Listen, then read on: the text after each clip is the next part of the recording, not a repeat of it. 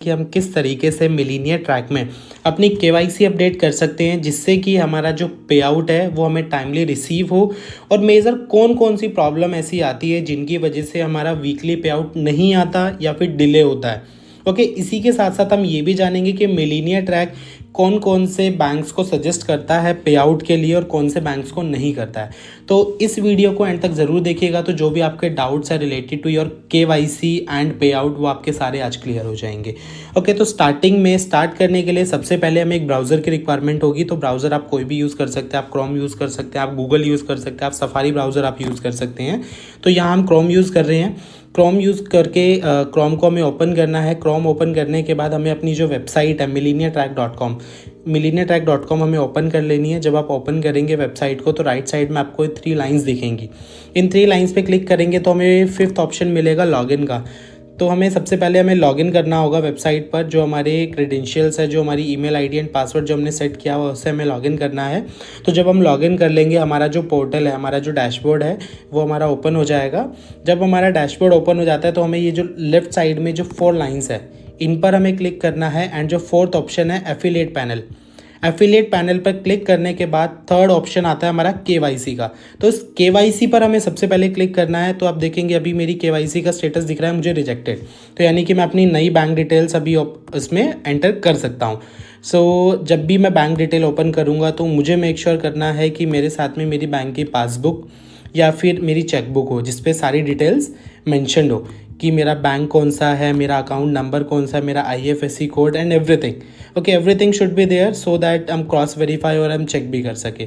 तो सबसे पहला जो केवाईसी में जो ऑप्शन आता है वो आता है bank account holder name. Okay, तो जो भी अगर आप अपना बैंक अकाउंट लगा रहे हैं, अगर आप अपना बैंक अकाउंट लगा रहे हैं तो आपकी पासबुक में आप देखेंगे कि नेम क्या मेंशन्ड है। अगर आप अपने मदर का, फादर का या किसी का भी आप लगा रहे हैं उनकी पासबुक आपके पास होनी चाहिए। तो जो भी आपकी पासबुक में नेम मेंशन्ड है वो आपको सबसे पहले फिल करना है, ठीक है। एंड मेक श्योर कि जो भी आपकी पासबुक में आपका नाम है वही आपको लिखना है। अगर आपका सिंगल नेम है तो सिंगल नेम, अगर आपका लास्ट नेम भी है तो आपको लास्ट नेम भी ऐड करना है। ओके, उसके बाद आ जाते हैं बैंक अकाउंट नंबर पर। तो आपको आपका बैंक अकाउंट नंबर आपको एंटर करना है, जो भी आपका बैंक अकाउंट नंबर है, ठीक है, वो आपको एंटर कर देना है।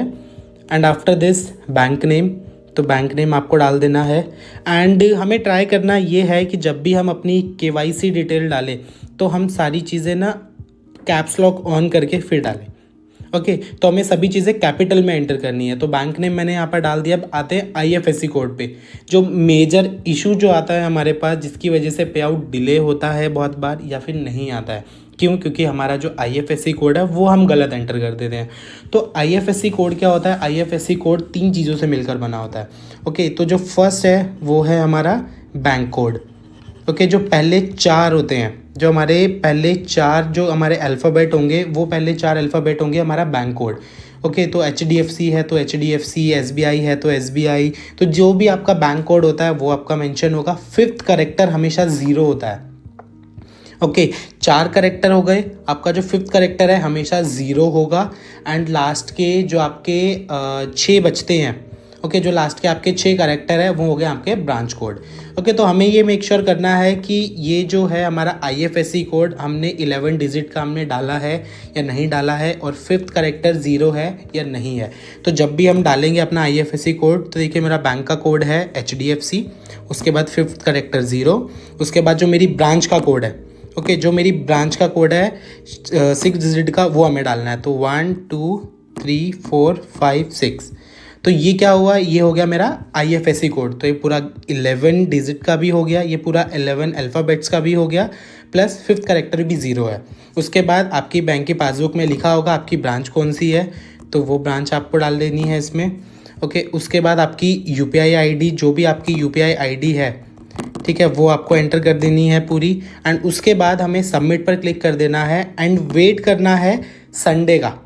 ओके, क्योंकि एवरी संडे हमारी जो केवाईसी है वो अप्रूव होती है अगर आपकी बैंक डिटेल सही है तो। ओके, तो जब भी हमने अपनी बैंक डिटेल सबमिट कर दी है, सबमिट करने के बाद हमें संडे तक का वेट करना है। हमें कस्टमर केयर में कॉल करने की रिक्वायरमेंट नहीं है, ईमेल करने की रिक्वायरमेंट नहीं है अप्रूविंग के लिए, क्योंकि ऑटोमेटिकली संडे को आपकी केवाईसी अप्रूव होगी। ओके, इसके अलावा आपका पे आउट किस रीज़न की वजह से डिले होता है या नहीं आता है, कौन से मेजर बैंक्स हैं जिनके साथ इशू आता है, कौन से बैंक्स मिलीनियर ट्रैक सजेस्ट करता है और कौन से नहीं करता। तो फर्स्टली कौन कौन से बैंक मिलीनियर ट्रैक सजेस्ट नहीं करता आपके पे आउट के लिए, तो उन्हीं बैंक्स के मैं आपको नाम बता देता हूँ कि उन बैंक का हमें ट्राई करना है कि उन बैंक के अकाउंट्स को हम ना लगाए तो हमारा वीकली पे आउट हमें जल्दी रिसीव होगा। तो जो फर्स्ट हमारा आता है वो आता है SBI, state bank of India, PNB, Punjab national bank, IDBI bank, Jammu Kashmir bank, okay, and इसके अलावा एयरटेल पेमेंट बैंक, कोई भी ग्रामीण बैंक, क्योंकि अलग अलग ग्रामीण रीजन्स में ग्रामीण बैंक्स होते हैं, तो वो भी नहीं होने चाहिए, क्योंकि ये वाले बैंक्स ऐसे बैंक हैं जिनके सर्वर में इशू होता है, जिनकी सर्विसेज में थोड़ा सा भी इशू होता है, तो जिसकी वजह से हमारे पे आउट्स डिले होते हैं या फेल्ड हो जाते हैं या रिवर्स हो जाते हैं।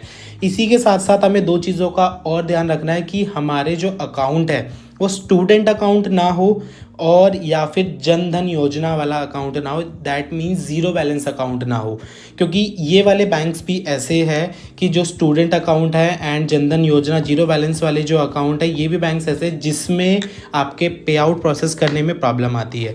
तो इन डिटेल्स का, इन जो इन्फॉर्मेशन आपको मिली है उसको चेक करते हुए, उसको आपको नोटिस करते हुए अपनी KYC डिटेल एंटर करनी है। एंड अगर आपकी जो डिटेल्स है वो अगर आपकी करेक्ट हुई तो संडे को ये अप्रूव आ जाएगा, अदरवाइज ये रिजेक्ट हो जाएगा। ओके, तो आपको दोबारा से चेक करके आपको फिर से आपको आपकी KYC अपडेट करनी होगी। सो आई होप आपके जो भी डाउट्स है KYC और पे आउट से रिलेटेड, किस वजह से डिले होता है, किस वजह से प्रॉब्लम आती है और कैसे आपको KYC की डिटेल आपको फिल करनी है, वो आपके क्लियर हो गए होंगे।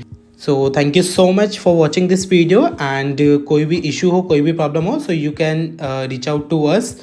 Okay, so you will get all the details on the website, on the Telegram group, everywhere. I hope you already have our numbers. Okay, so you can reach out to us, okay, for any kind of clarification.